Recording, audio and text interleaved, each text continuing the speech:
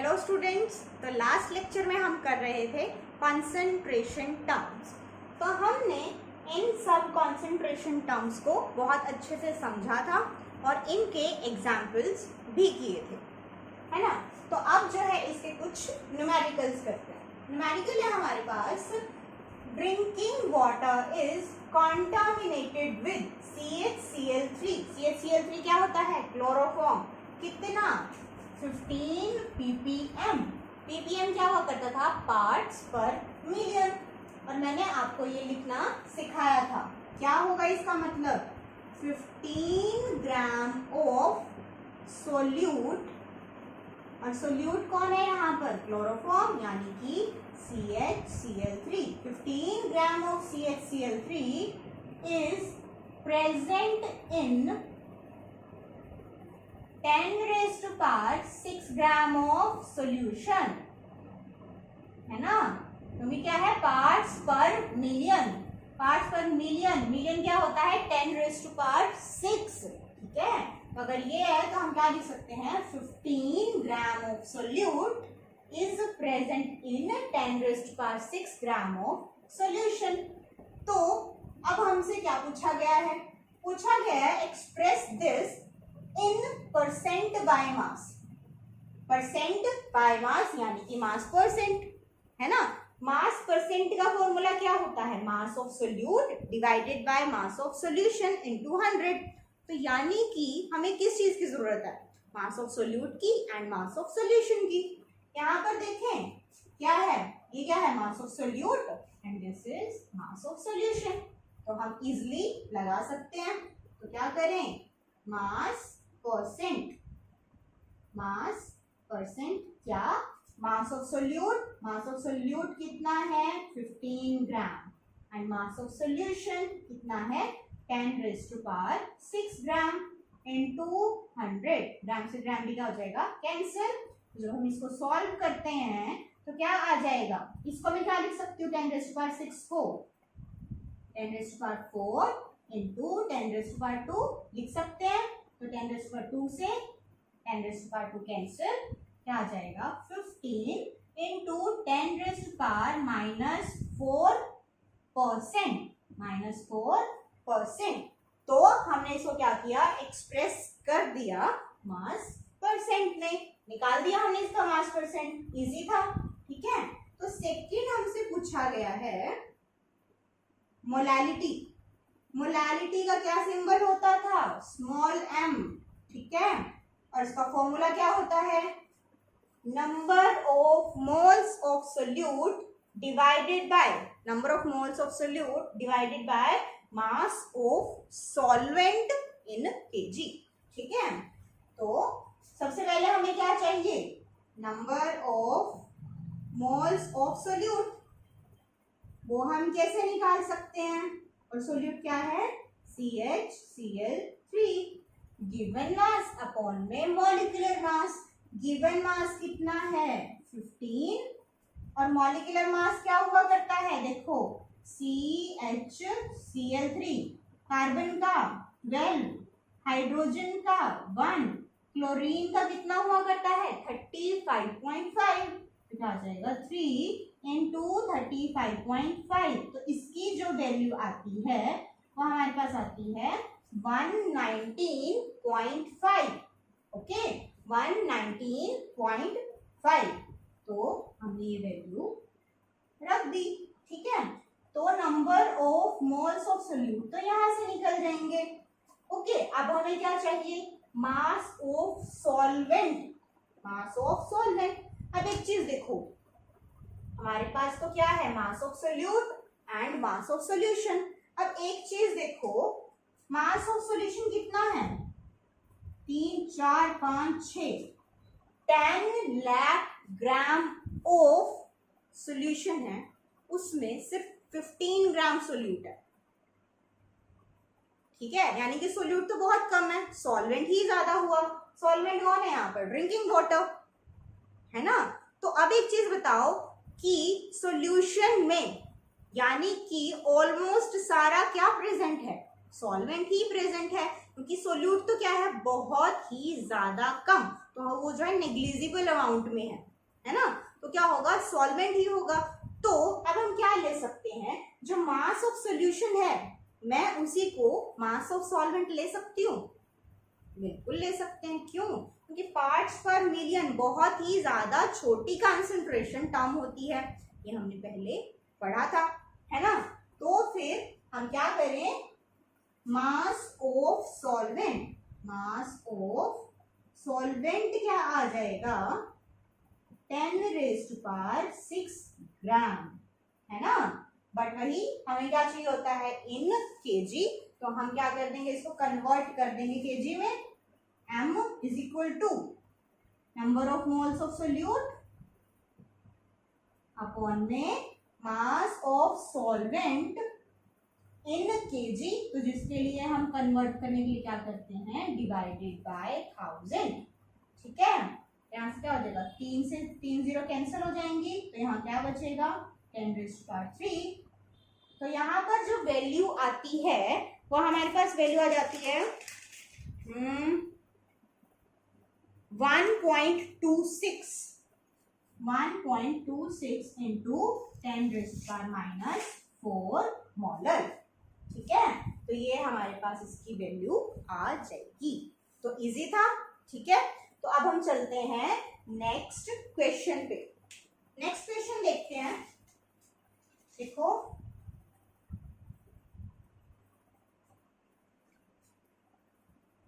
हमारे पास next question है, molarity दी होगी और हमें निकालनी है मोलालिटी, ठीक है। हमारे पास मोलारिटी दी होगी और हमें क्या निकालनी है, मोलालिटी। क्या है, देखो क्वेश्चन है हमारे पास, density of 3 molar solution of NaCl is 1.25 gram per ml, okay. और हमें निकालनी है molality. Calculate molality of this solution. अब एक चीज देखो, क्या दिया हुआ है हमें, 3 molar सॉल्यूशन। तो इसका मतलब क्या होता था, इसका मतलब हमने सीखा था, इसे हम क्या बोलते हैं, 3 molar सॉल्यूशन का मतलब क्या हो जाएगा, 3 moles of solute present in 1 liter of solution, है ना। मोलारिटी क्या होती है, number of moles of solute in 1 liter of solution.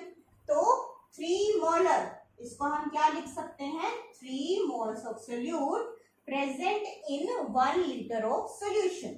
अब एक चीज देखो, हमारे पास क्या आ गया, number of moles of solute आ गए, ठीक है, number of moles of solute तो आ गए। और हमारे पास क्या है, वॉल्यूम ऑफ सोल्यूशन है हमारे पास, ठीक है। हमें क्या निकालना है, मोलालिटी का फॉर्मूला क्या होता है, number of moles of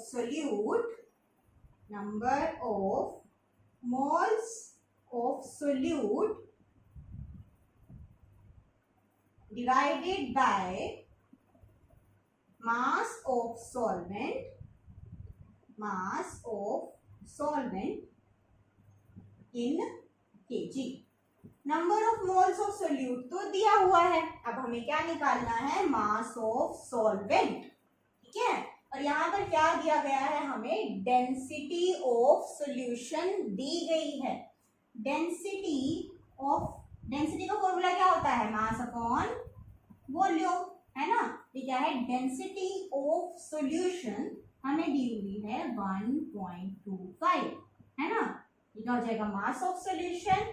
volume of solution कितनी दी गई है हमें, 1 लीटर। अब यहाँ की यूनिट देखो, 1.25 क्या है, ग्राम पर मिलीलीटर, है ना। वॉल्यूम कितनी दी हुई है 1 लीटर, हमें क्या करना होता है सेम यूनिट रखनी पड़ती है।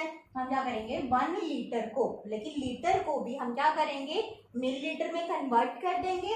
तो 1 लीटर कितने ml के इक्वल होता है 1000 ml के इक्वल होता है। तो यहाँ क्या होती है वॉल्यूम ऑफ सॉल्यूशन कितनी दी गई है 1 लीटर। 1 लीटर को मैंने कन्वर्ट किया मिलीलीटर में, तो क्या आ गया 1000 मिलीलीटर। ओके, तो ये क्या आ गया मास ऑफ सॉल्यूशन। हम यहाँ से निकाल सकते हैं, क्या आ जाएगा देखो 1.25 इंटू 1000, है ना। तो क्या आ गया देखो हट गया 1250 ग्राम। ये क्या आ गया मास ऑफ सॉल्यूशन। ठीक है, अब एक चीज देखो मास ऑफ सॉल्यूशन यहां से हमारे पास आ गया। हमें क्या चाहिए मास of solvent. Mass of solvent हमें निकालना है। तो एक और तरीका होता है हमारे पास क्या कि हम क्या करते हैं, हमें पता है ना मास ऑफ सॉल्यूशन किसके इक्वल होता है mass of solute plus mass of solvent, है ना। इस तरीके से भी हम निकाल सकते हैं कि दो दिए गए हो तो हम क्या कर सकते हैं सॉल्यूशन में से सोल्यूट का मास माइनस करके मास ऑफ सॉल्वेंट निकाल सकते हैं, है ना। तो अब एक चीज देखो मास ऑफ सॉल्यूशन तो है हमारे पास, मास ऑफ सोल्यूट तो अभी भी नहीं दिया हुआ, तो क्या हम यहाँ पे निकाल सकते हैं मास ऑफ सोल्यूट। हाँ निकाल सकते हैं, क्यों, क्योंकि हमें क्या दिया गया है number of moles of solute दिए गए हैं। Number of moles of solute, तो नंबर ऑफ मोल्स किसके इक्वल होता है given mass upon molar mass. तो हमें क्या निकालना है भाई मास निकालना है, अपॉन में मॉलिक्यूलर मास हम निकाल सकते हैं। देखो नंबर ऑफ मोल्स कितना दिया हुआ है 3, मॉलिक्यूलर मास NaCl का कितना होता है, Na का होता है 23, Na का होता है 23 एंड Cl का होता है 35.5। तो NaCl का कितना हो गया 58.5। ठीक है, हम क्या लिख सकते हैं मास हमें निकालना है अपॉन मॉलिक्यूलर मास कितना हो गया 58.5। तो मैं इसको इधर ले आऊं 3 इंटू 58.5 क्या आ जाएगा यहाँ पर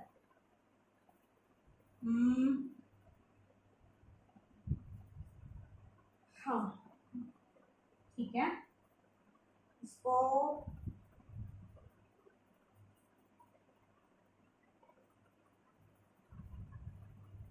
175.5। ठीक है, तो mass of solute, mass of solute क्या आ गया मास ऑफ सोल्यूट यानी कि NaCl क्या आ गया 175.5 ग्राम। ठीक है, अब हम निकाल सकते हैं मास ऑफ सॉल्वेंट। क्या करें मास ऑफ सॉल्यूशन में से मास ऑफ सोल्यूट को क्या कर दें माइनस, तो क्या आ जाएगा mass of solvent. Mass of solvent आ जाएगा क्या माइनस कर दें, क्या आ जाएगा 5470। ठीक है, आ गया हमारे पास mass of solvent. Mass of solvent कैसे निकाला, पहले मास ऑफ सॉल्यूशन देखा फिर मास ऑफ सोल्यूट निकाला। हम क्या कर सकते हैं सॉल्यूशन में से सोल्यूट का मास माइनस कर लें तो क्या आ जाएगा मास ऑफ सॉल्वेंट। तो अब यहाँ पर वैल्यू पुट कर दें, क्या number of moles of solute कितने थे 3, मास ऑफ सॉल्वेंट 1074.5। ये किसमें है ग्राम में, हमें चाहिए केजी में, तो क्या कर देंगे डिवाइडेड बाय 1000। ठीक है, तो क्या आ जाएगा 3000 अपॉन 1074.5। तो ये कुछ 2.5 पॉइंट समथिंग इसका आंसर आएगा, ठीक है, 2.6 समथिंग जो है इसका आंसर आ जाएगा, 2.6 मोलर। तो इस तरीके से अच्छे क्वेश्चन हमारे पास एग्जाम में आते हैं।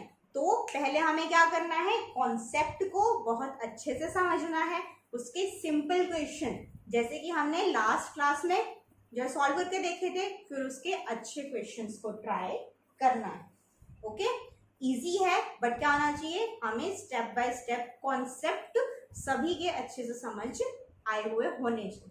ओके, तो अब यहाँ पर हमारा चैप्टर 1 खत्म हो जाता है। अब हम मिलेंगे नेक्स्ट लेक्चर में विथ न्यू चैप्टर।